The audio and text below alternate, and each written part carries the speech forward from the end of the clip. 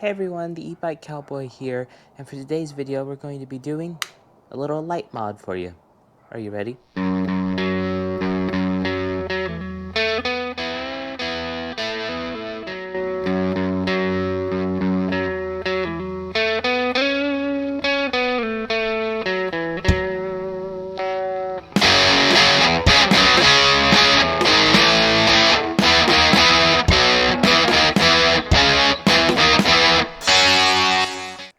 Hi, this is MX Electric, and today's little project for the Juice Hyperscrambler 2 is to change the light out. I have the light off my Sur-Ron, which I'm not going to run lights on my Sur-Ron because I don't see myself riding it at night. It's just for track riding. And so I took it off, and it seems like it's a little brighter, and it's definitely a little lighter. So I got to looking. It's really easy to do. I cut the plug off the juice light and then cut the plug, leave a little bit so if you ever need to wire them back in, you can. Cut it. The plug is a 3-wire. There's a black, a red, and a white. You don't even have to use the white because the Sur-Ron light is just positive and ground, so it's only red and black you use. Strip the wire. I just twisted them together, and then I just used a little bit of electrical solder to solder the connections so they don't ever vibrate loose or come unattached. If you have shrink wrap, you could shrink wrap it, do one, wrap it. I just used electrical tape because that's what I had, and it's not that big a deal. So it's worked for 100 years for doing electrical. So do your red wire, and after you solder them, then wrap them, and then do your black wire, same thing, wire it together, solder it, then wrap it just so they're separated. And the white I had just cut, I just folded it out of the way. I never stripped any of the wire, the insulation off of it, and so it's kind of bent it back out of the way and then wrapped them all so nothing's touching. And then that's it. It plugs right into your plug here, your regular juice plug. The wiring sizes are almost the same. The Sur-Ron wire is maybe one size bigger in the wiring gauge, but you're going to be running it at the power of the juiced anyways. So if this plug-in's fine for the juice light, it's going to be fine for the Sur-Ron light. The Sur-Ron usually it has a bracket, and it goes like this. It's like an L-shaped bracket. It sits like that, and then it has the piece that goes under the bar mount, the stem.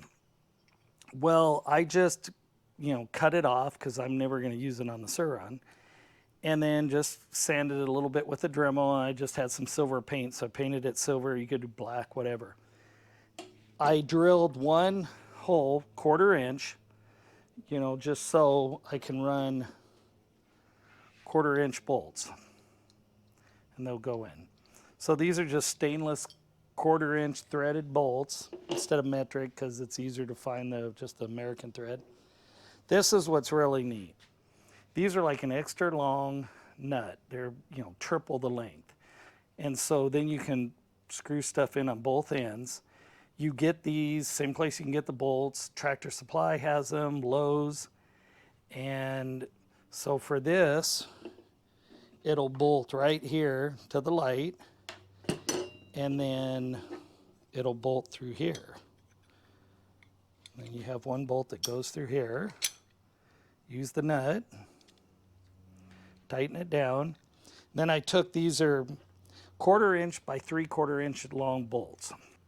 So I took one and shortened it for just below 1/4 inch, because if you left them both along, you couldn't shorten the other one, or you couldn't fit them on. So you go, and I decided instead of having to run your horns over here, it's got a little mount that goes back behind here. But I thought, well, I can run it like this, so I cut off the excess, drilled one 1/4 inch hole, or you can go the next size bigger. That way you have a little bit of room. Then you can put this on the back side. You'll tighten them down, and then I'm going to use these top bolts for the original clamps that held the bracket and the headlight. And so, you know, we'll put them on, you tighten them down, loosen these up so you can move these around a little bit. I ovaled this side out just so if you don't quite have these perfect, you got a little bit of movement so you can always get it straight across without always having to mess with your mounts. And then you will tighten it up. Now this is just a piece of 1-inch aluminum. You get these same place, Tractor Supply, Lowe's. They're an 1/8 inch thick by 1 inch wide. And it's just aluminum, and it's bendable aluminum. Some aluminum's so hard, you try to bend it, it just snaps. Levers, stuff like that. This, what I did was, I just came over with this. I took the bolts out, and then I went from where it would sit back here, and you know, like this, and then I marked with a Sharpie where that was. You take it, you put it in the vise to where the line is, and then you just slowly bend it. Do that, and then you get the little, you know, the bends on it. It'll be like this. We'll put the bolts in, and then the headlight will go here, the horn's right here, the wires are all right there. And this should be wider, a little wider beam and brighter at the same time. The juiced one looks nice, but it isn't, you know, the brightest thing. There are aftermarket lights you could buy too, but these little Sur-Ron headlights are cheap, and I had one, and I had the stuff, so it's like just a little bit of your time. And then that's about it. I want to give it kind of the dual sport look, so I'll, you know, run it up here with the light and then fit like a number plate around it, let the light stick through or stick out just below.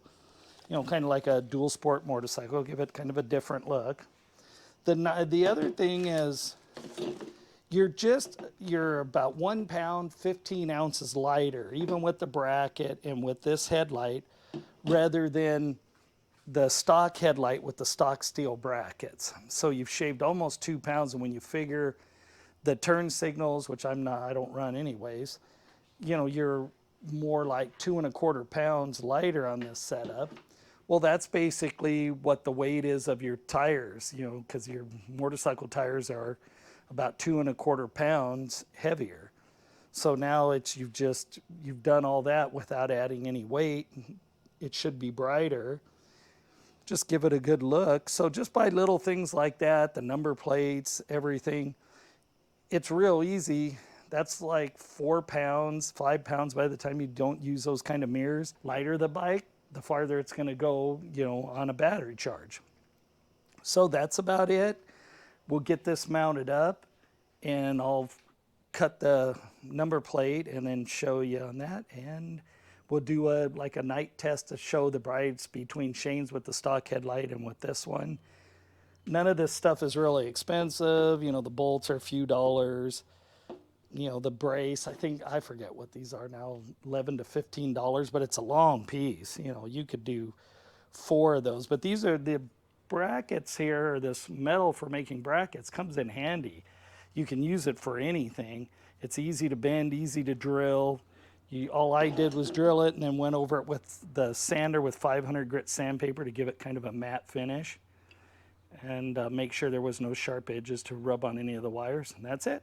So we'll go from there, and we'll do the rest here in just a little bit. Thank you. Well, we've got the bracket on now and the horn. We'll tighten them up. You can move them a little bit if you need to. And then just keep your wires up here, because we'll, you know, roll them up out of the way, zip timer, use some electrical tape, because that's going to be hidden between the light and the number plate. You know, it'll be up there out of the way, look real clean. And like I said, you can always move this one way or the other if you need a little more room. I measured, so when this wishbone comes up, it's because of the angle of the horn being back, it shouldn't hit it. So that's something to measure to make sure. And if you need to, you can always loosen up and slide up the little clamps on the fork legs. You can just bring it and slide it up a little bit. Now the headlight will sit right here, and then you'll be able to adjust it however you want. You can put it either way. You can put it like this or down. We'll do that next. And then you'll get an idea. And then it's just basically plug that in and then plug your regular plugs back to your horn and you're done. And it works. I've already tried it, so it works with your light switch, no problem. So we'll go from there, and then when we get done, we'll have the light on and then the number plate, and then you'll see the final outcome. The nice thing now with this is now we cut the holes. On the corners, I just drilled a couple holes after I kind of marked out where I wanted it, and then I just took a little Dremel wheel and just cut it out. And then if it's off a little bit, to get it nice and smooth, I took one of those sanding drums. Once you cut out, you can do it real quick, and then that'll smooth it out. You can shape it real easy. Then I thought about using zip ties, but since I had the bracket, I drilled a couple small holes, and the bolts will go through here. Then I found a couple little rubber washers, little grommets. You can buy them same place at Lowe's or wherever. You might even have some laying around. And then now it'll go through those holes. You put a nut on the back side, boom, boom, all done. And we'll tighten it down. Don't worry if your cutout's perfect, because remember, the light is gonna cover up. Whoop, drop that. So this will come in like this. And then I like running the bracket. You can see how, and running it through there and then like that. That way you got some room to move it down if you need to. The brake line will go around the other side of it. Once we get it all done, it should be all nice and on there really good. So we'll put it all together and then we'll see how it turned out. Okay, we are all finished. We got the plate on, decided to mount the plate right to the bracket. So I had to drill a little hole. I didn't use 1/4-inch bolts for these. I just used some little stainless screws with a washer. I put some little rubber grommets, which you can get those at the store too. 1/4-inch, 1/2-inch. I'd say I'd use a 1/2-inch because they'll squish down a little bit. And then with a nylock nut on the other end. And so this is good and stable. It's got a little bit of flex, so the wires aren't going to be rubbing on it hard. And so now it's all secure. What's really nice about this now is if you ever need to take off the front to work on wiring or that, you can just take the top bolt on both sides and unplug the 2 plugs going to the horn and the 1 plug for the headlight, and this whole assembly will just come off in one piece. So you don't got to take off the headlight or anything. It'll just go on, and when you put it back on, it's just the 1 bolt here and here. And it's got a natural dish to it, so it works good because it kind of dishes away. And then I was able to run the front brake line, which we move all ours over to the right like a motorcycle. It can ride in there and move and keep it out of the way. And now, I was able to wrap my wires, a little bit of some zip ties, and so everything looks nice and clean. But if you need to, you can get to the plug to unplug the light and the horn. You could, now that I've fit this, and I can always buy another one and then put smaller gaps around it, just because I had to have it bigger because I didn't quite know how I was going to mount it and where I was going to mount it. So you don't have to have, as long as the sides go around the light, because the light comes out away from it. So as long as it's a little, give it a 1/4-inch on each side around the mount, you'll be fine, and you wouldn't have to have it, right there in front where you could cover up the whole horn if you wanted. With the top, you'd still probably have to leave like that, but it still looks cool. Gives you that dual sport look. You could put stickers on there, you could put numbers on there, you can do it in different colors. And all our little projects are just little things you can individualize your bike to do whatever color you want, to make them a little lighter, make them fit you better, because the difference between, riding good and riding really comfortable is usually grips, just, little things, tires, make a big difference on how you feel how to ride. Now we'll do a night brightness test, and a little later tonight, and then that's about it. Well, thank you again, and we'll do the night test here next.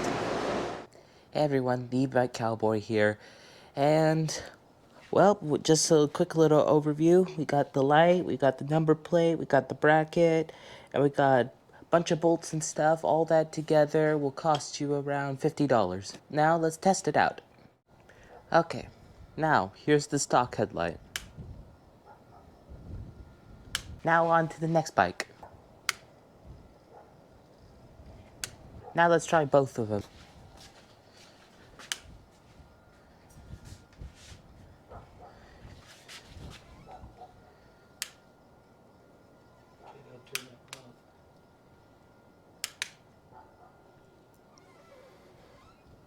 What do you guys think? You get a really big pattern with the Sur-Ron light. That one's different. It's like a bar. Then you got like a little box. Don't know, I think this one's better.